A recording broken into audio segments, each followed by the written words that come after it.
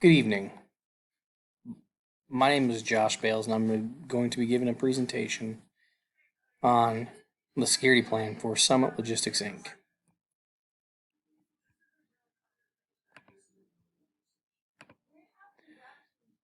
I'm going to go over my agenda. First, we're going to give a small introduction of what Summit Logistics does. I'm going to go over a modified SWOT red teaming analysis. I'm going to go over the Fairbanks Thera and how it can impact Summit Logistics.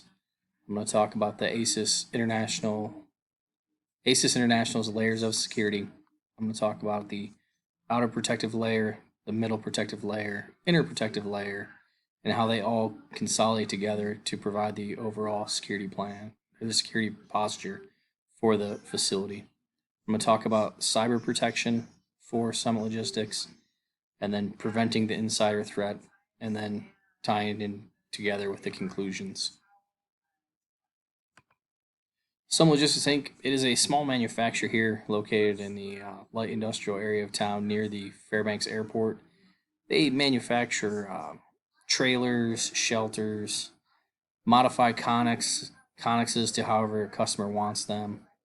They do build larger things like semi trailers converted into hazmat containment facilities. They build things for the North Slope. They've sent projects to Antarctica and pretty much anything with cold climate and then construction to last in the cold climate. Now, they do hire or keep employed 10 to 15 workers, with 6 to 8 of those being full time permanent staff, with the rest of the workers made up of temporary hires through a staffing agency here in town.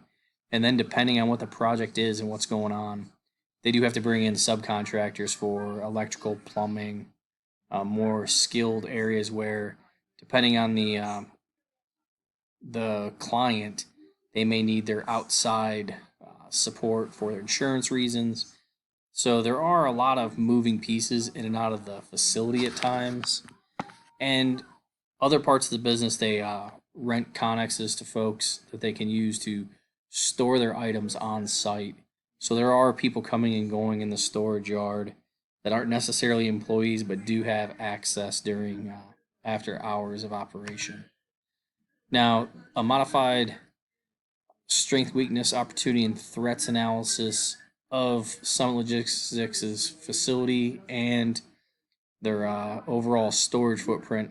There are a high turnover of employees that does create opportunities for outsiders to steal from the business, knowing that they would learn the access patterns and routines of where things are stored. And now as Summit has expanded, they've bought more lot space, and they've taken over other lots that were used as storage yards for other companies. So there is like vehicle traffic in and out of the area, and there is foot traffic for vagrants that move between the Van Horn area and onto the back sides of the airport. There's just kind of people moving through there at times that aren't really needed. Now, large portions of the storage area currently aren't fenced and aren't monitored by any kind of cameras. So people don't even really know who's coming and going. There's just signs of people camping in open connexes and opening doors overnight just to kind of see what's there. So the strength of Summit currently is the primary buildings do have security cameras, fire alarms, and limited access. Weaknesses, lack of fencing for most of the footprint, and camera and access control isn't any over a large portion of the storage portion of the facility. And the opportunity, the high turnover of temporary hires employees creates gaps with who knows where what is, what the access plan is, and who even should be there. And then threats, uh, possible threat from prior employees, and then flooding during the spring thaws. And there is a risk of fire due to its location near other commercial things and the kind of mixed use area that it is located in. Now, the Fairbanks threat hazards identification risk analysis, it still is important because most of those threats and hazards are still things that some logistics could face depending on the emergency. Wildland fires, not so much moving into the area of the Van Horn, where the facility is located. But there are some mixed woodland, like kind of like shoulder areas near the airport and other areas that there could be small wildfires depending on what the fire danger is that season. But the other things that are threats, earthquakes, power outages, cyber attacks, it's all still applies to some logistics. And there is that possibility of cascading effects due to the overlapping areas and how the infrastructure is all tied around those central things in Fairbanks, like the road system, the rail system, and the way our power grid does work.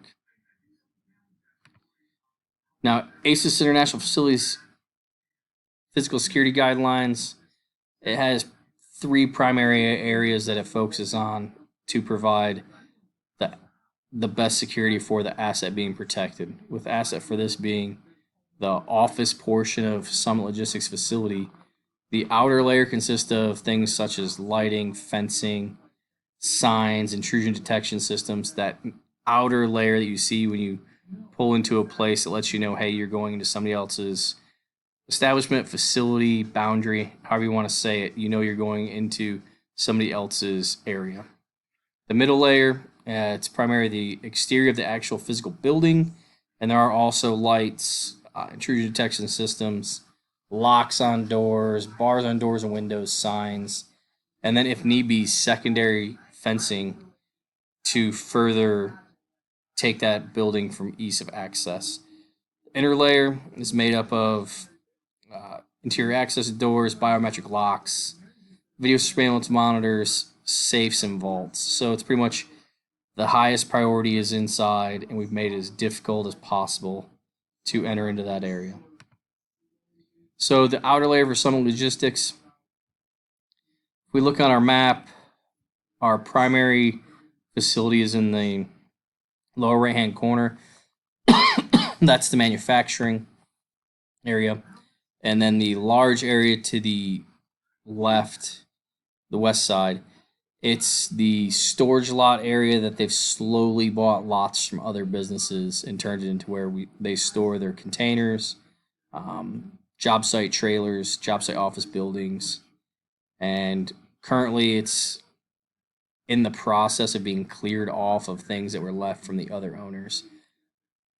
The yellow line is fencing that would, with barbed wire that would go around the exterior perimeter of that storage area.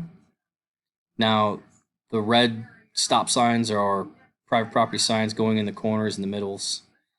The motion activated light in the center of the yard, that's mainly so if people are out there moving around, getting in and out of storage units in the dark or the winter months, there is some kind of lighting. It doesn't need to be on all the time, but it does give that, it pops on when need be. Now, security cameras, we overwatching the gated area of that, and then once the lot is cleared, there will be a determination of where security cameras can be installed to provide the best possible coverage of the whole storage side. Now, on the manufacturing base side, it would be impossible to completely enclose it in a fence due to the need of being able to move and transport shipping containers, semi trucks, things in and out of the production facility. So they'll be open on the one portion, allowing that vehicle movement in and out, but the other sides will be fenced off with signs and cameras put on top of the building, overwatching the spaces where they're not visible from the road and maintaining surveillance of the primary access points to the building.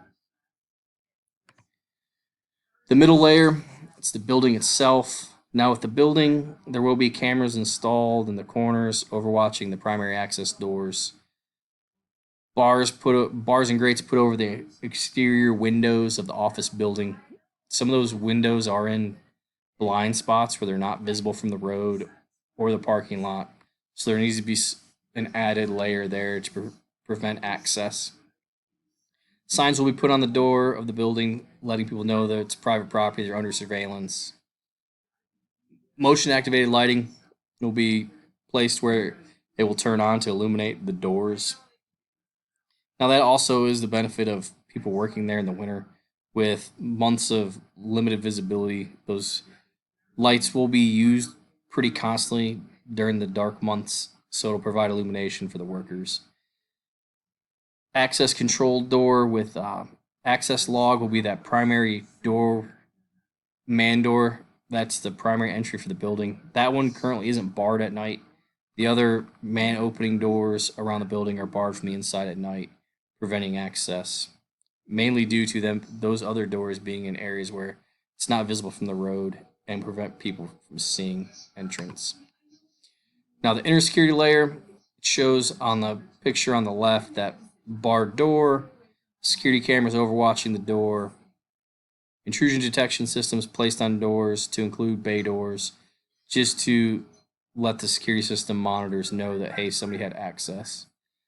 Now the office door will also have an access log lock to let inform who's locking and unlocking that door, especially during those shoulder hours, maybe off times when people are in and out of the office, due to it being where records are stored. There's a safe where it keeps backup drives for our records, and there is cash in there depending on projects and basically what's going on with the business.